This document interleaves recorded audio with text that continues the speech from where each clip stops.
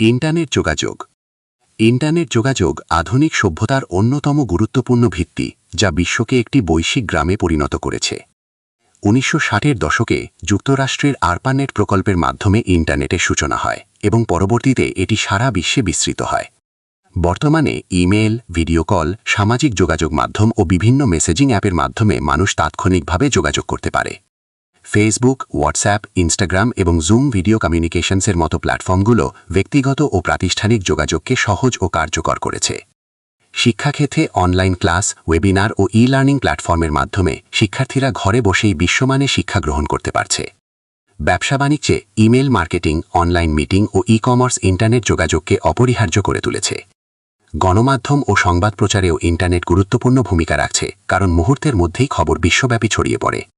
চিকিৎসা ক্ষেত্রে টেলিমেডিসিন সেবার মাধ্যমে দূরবর্তী রোগীরাও বিশেষজ্ঞ চিকিৎসকের পরামর্শ পাচ্ছে। তবে সাইবার অপরাধ, ভুয়া তথ্য প্রচার এবং ব্যক্তিগত গোপনীয়তা লঙ্ঘনের ঝুঁকিও রয়েছে। তাই নিরাপদ পাসওয়ার্ড ব্যবহার, দ্বিস্তর নিরাপত্তা ব্যবস্থা চালু রাখা এবং সচেতনভাবে তথ্য শেয়ার করা অত্যন্ত জরুরি। সঠিক ও দায়িত্বশীল ব্যবহারের মাধ্যমে ইন্টারনেট যোগাযোগ আমাদের সামাজিক, শিক্ষাগত ও অর্থনৈতিক উন্নয়নে বিশাল অবদান রাখতে পারে।